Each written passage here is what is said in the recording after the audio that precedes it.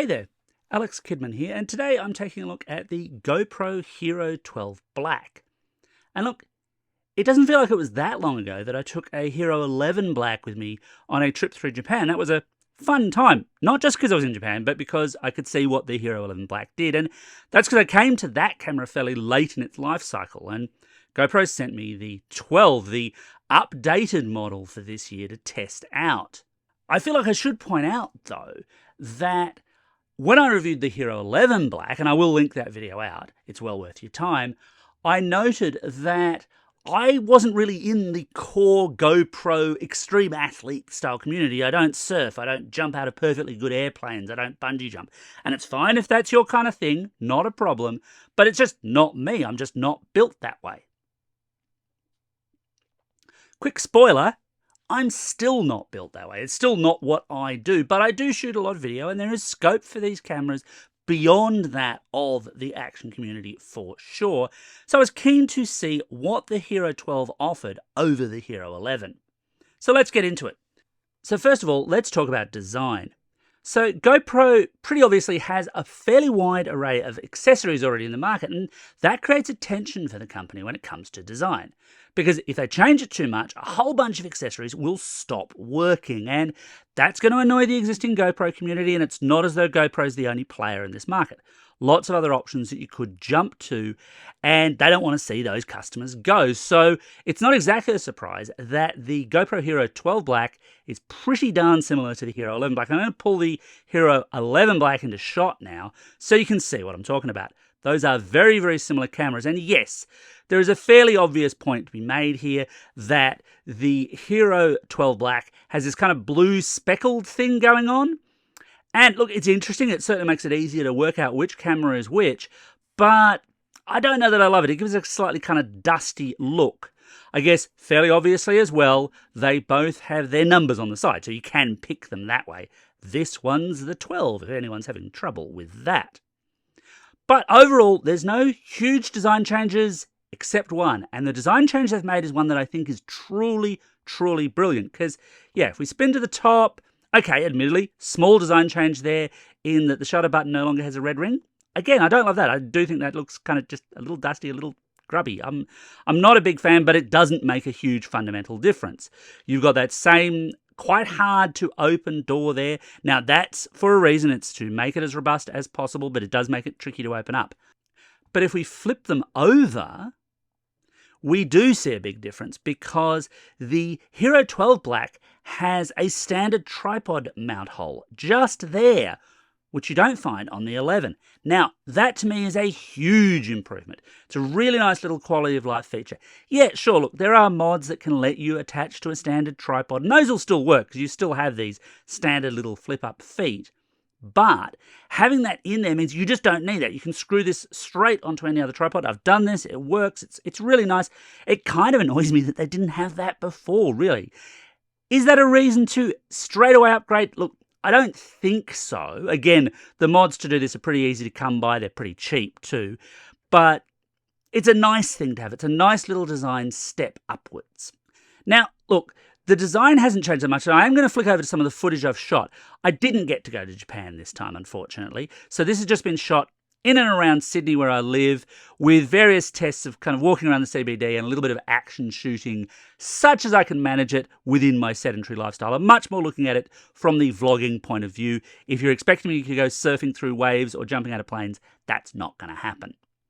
So if you just looked at the sensor specifications for the GoPro Hero 12 Black against the existing Hero 11, you might be left a little bit puzzled.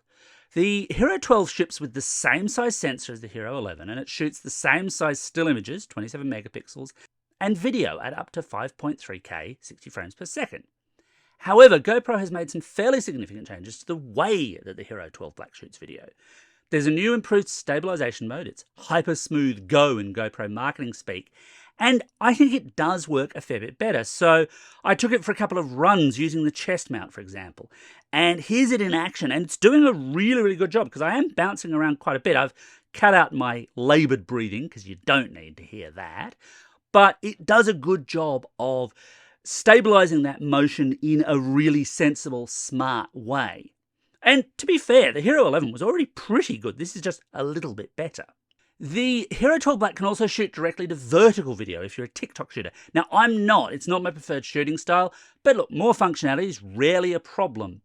Video can also support HDR, and that is something that I've found quite useful, mostly because low light pickup on the existing Hero 11 was never that great. Now, it is still not superb on this camera, but it is better, it is improved, it is getting there. I still feel that this is a tools for the job kind of thing. If you're doing low light photography, and especially if you're not doing action low light photography, you're probably better off with a dedicated camera. A lot of smartphones will shoot low light video better than this will. But that is that kind of right tool for the job kind of argument.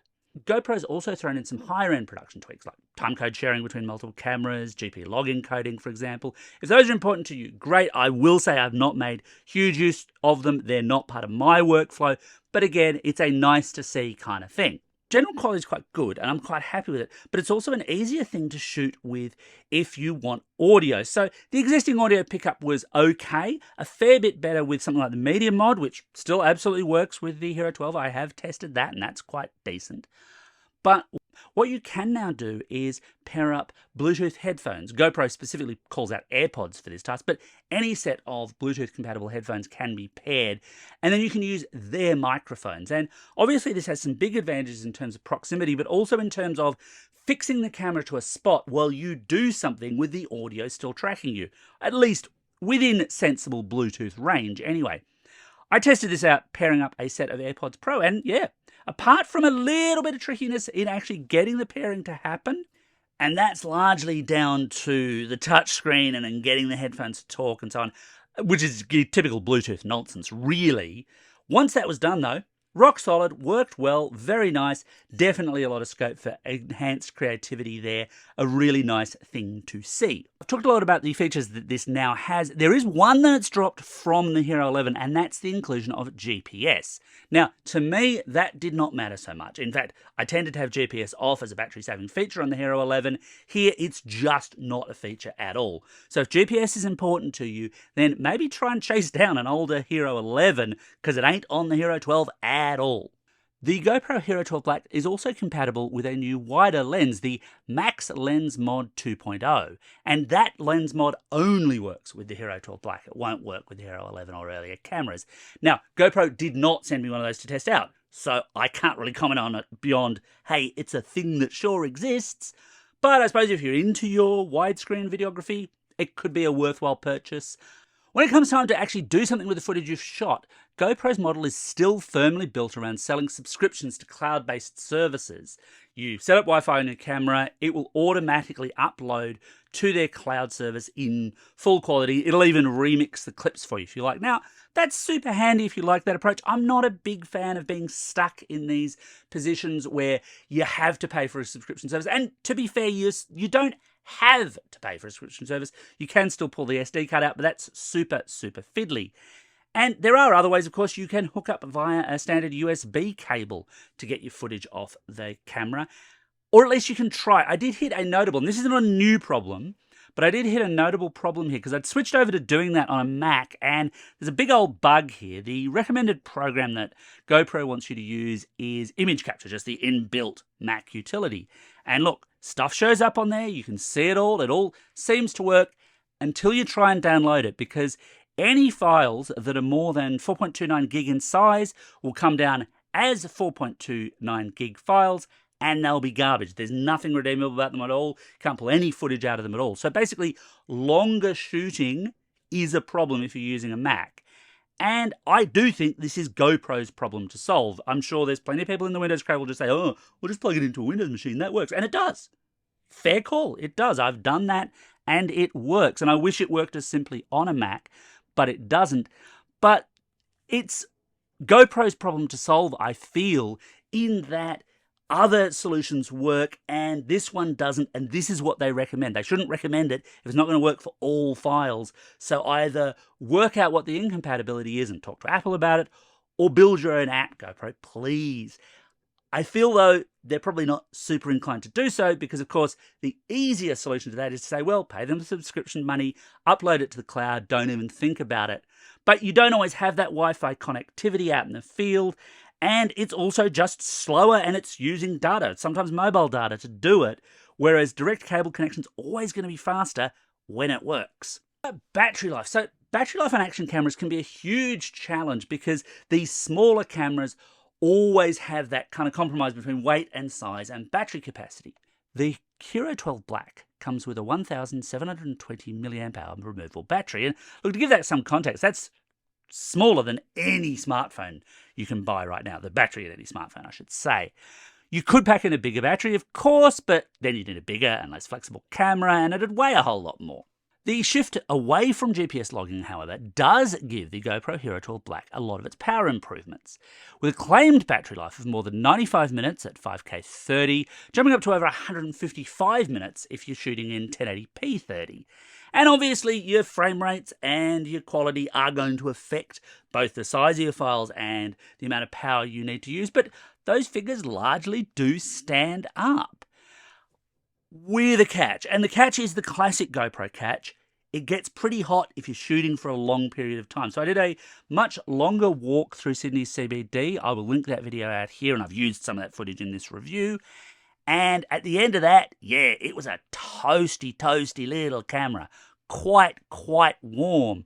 And look, maybe if you're harking back to GoPro's original kind of surfing aspirations, that's not so much of a problem because as the camera hits the waves, it's going to be water cooled. For those of us who are vlogging though, it's still very much an issue. So should you buy the GoPro Hero 12 Black? Well, look, I think it's quite a good upgrade from the Hero 11, though I can't entirely see the logic in upgrading from that camera if you've already got it. The feature sets are nice, but I don't think for most they're going to be vital. If you're coming to it first time though, it's really good. It's nice and easy to use. The video quality is quite solid. The integration with Bluetooth headphones makes it a lot more flexible and a lot more capable. This is a good, solid device, even if you don't jump out of planes. Anyway, that's my take on the GoPro Hero 12 Black. What do you think? What do you want to know? Let me know in the comments below, and as always, thanks for watching, and don't forget to hit like and subscribe.